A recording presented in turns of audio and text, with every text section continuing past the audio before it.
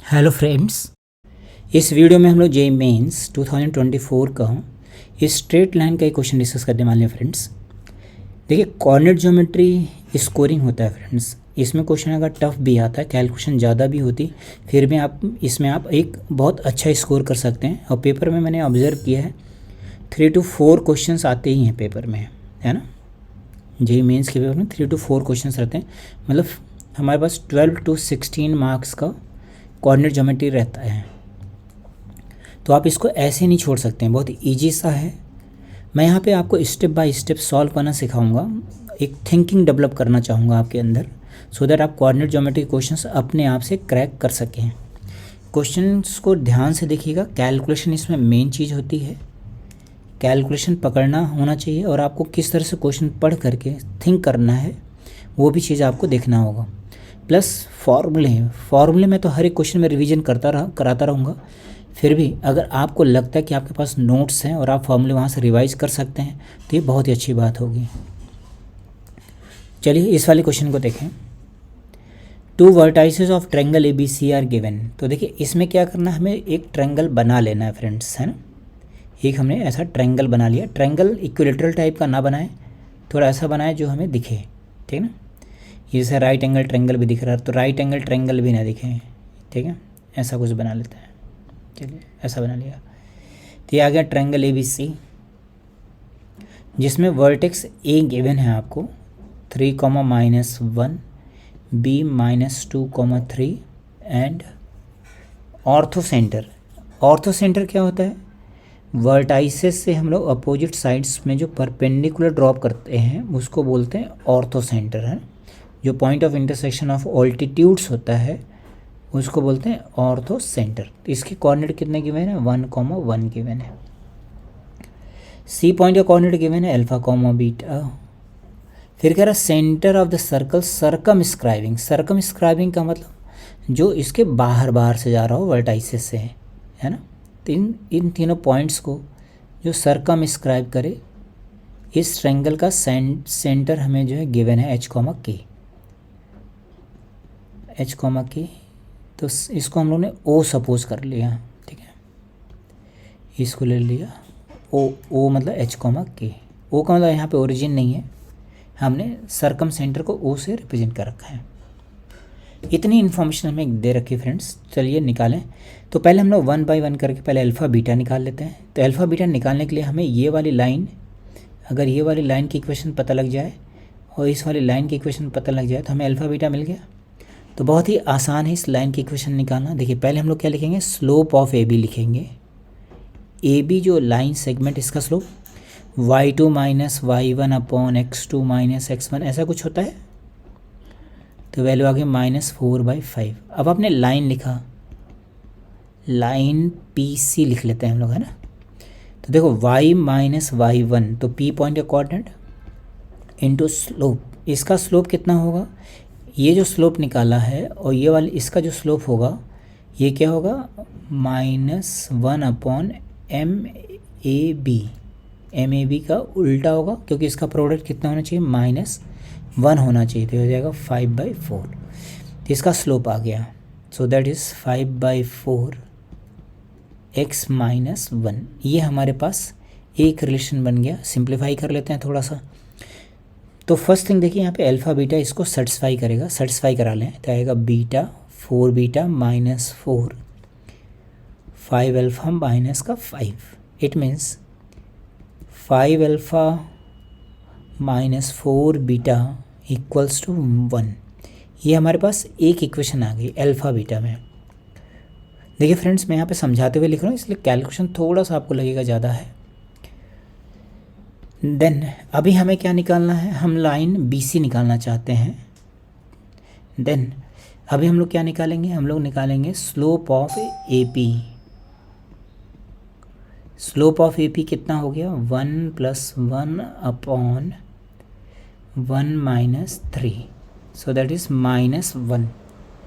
तो देखिए AP का स्लोप है तो BC का स्लोप कितना होगा फ्रेंड्स, BC का स्लोप में MBC लिख लें। तो इन दोनों का प्रोडक्ट -1 होना चाहिए, मतलब ये 1 होगा। तो लाइन BC लिख देते हैं हम लोग, लाइन BC। तो आएगा y minus y1 that is 3 into slope x minus x1। तो ये हमारे पास लाइन की क्वेश्चन होगी y equals to x plus 5, मतलब beta equals to alpha plus 5। ये हमारे पास दूसरा रिलेशन आ गया। अब आप क्या करेंगे, इन दोनों को सॉल्व कर लेंगे। तो ज़रा सॉल्व कर लेते हैं। तो ये हो जाएगा 5 अल्फ़ा माइनस 4। आप यहाँ पे कैलकुलेशन देखते रहिए फ्रेंड्स, है ना। देखिए किस तरह से मैं दोनों लाइंस को सॉल्व कर रहा हूँ। तो यहाँ आएगा डिफरेंस अल्फ़ा और यह आ जाएगा 20 + 1 21। ये आ गई हमारे पास अल्फ़ा की वैल्यू और बीटा की वैल्यू कितनी हो गई 26। यहाँ पे ऐड कर लिया। तो आपसे क्वेश्चन में अल्फ़ा प्लस बीटा पूछा, तो इसको यहीं पे निकाल के रख लेते हैं। अल्फ़ा प्लस बीटा की वैल्यू आ गई 47। आई होप यहाँ तक ठीक है। देन फिर निकालना हमें h एंड k, तभी अपना आंसर मिलेगा।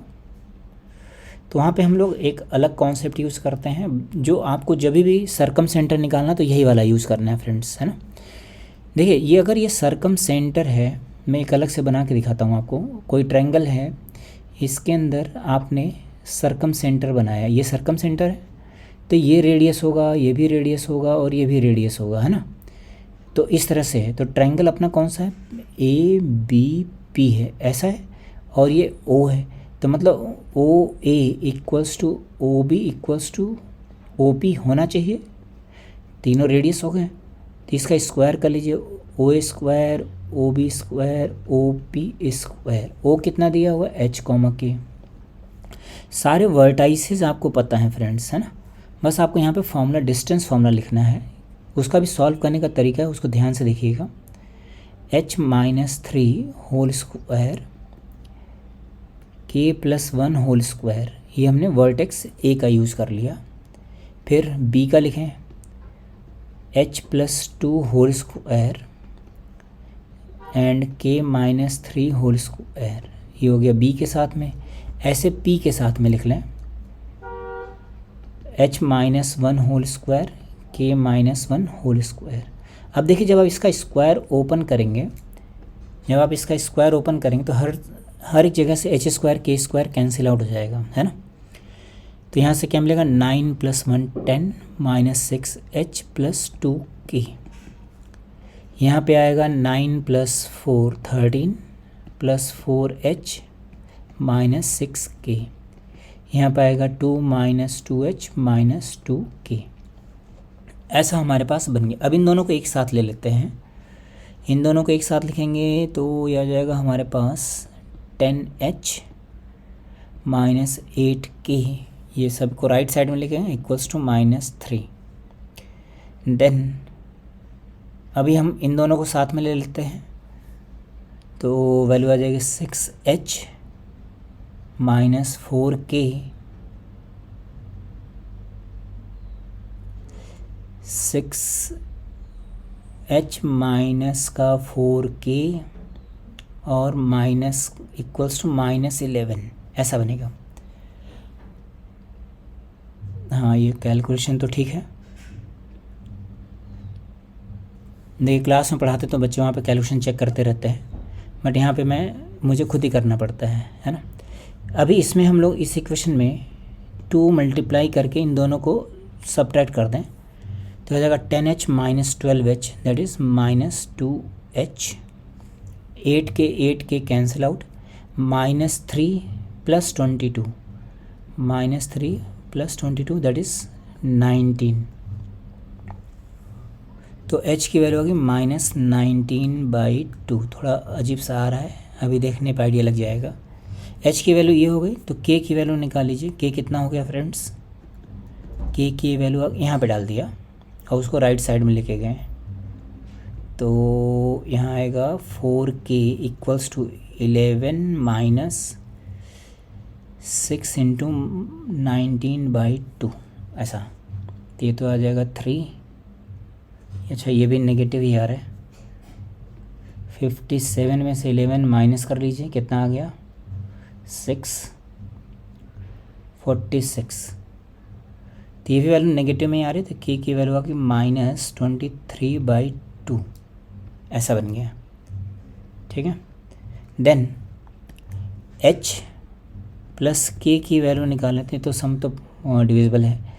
19 प्लस 23 दैट इज़ 42, तो ये वैल्यू आ गई,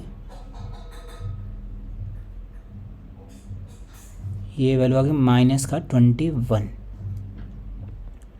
h प्लस के आ गया -21। अब आंसर पे जाएं फ्रेंड्स, फिर से देखें ज़रा हम लोग क्या लिखा हुआ है। आपसे एक तो ये वैल्यू आ गई है और एक ये वैल्यू आ गई है ना, तो आपको क्या निकालना है, आपको निकालना है alpha plus beta plus twice of h plus के, मतलब आपको निकालना है 47 माइनस 42 दैट इज़ 5। यही आंसर हो गया हमारे पास, तो इसका सी ऑप्शन करेक्ट हो गया। आई होप आपको ये समझ आया होगा। तो यहाँ पे देखिए, समझने के लिए जो सबसे इम्पॉर्टेंट चीज़ थी वो ये था, पहली बात तो ये कॉन्सेप्ट आपको याद रख लेना है, और दूसरा जो हम लोगों ने यहाँ पे लाइंस की क्वेश्चन को बहुत स्मूथली फाइंड आउट किया है, ऐसे आपको निकाल करके सॉल्व कर लेना फ्रेंड्स। यहाँ पे ये कैलकुलेशन आपको ज़्यादा लग रहा होगा, बट एग्ज़ाम में करेंगे तो ये जल्दी हो जाता है, एक बार आपकी प्रैक्टिस होनी चाहिए। Okay, thank you friends.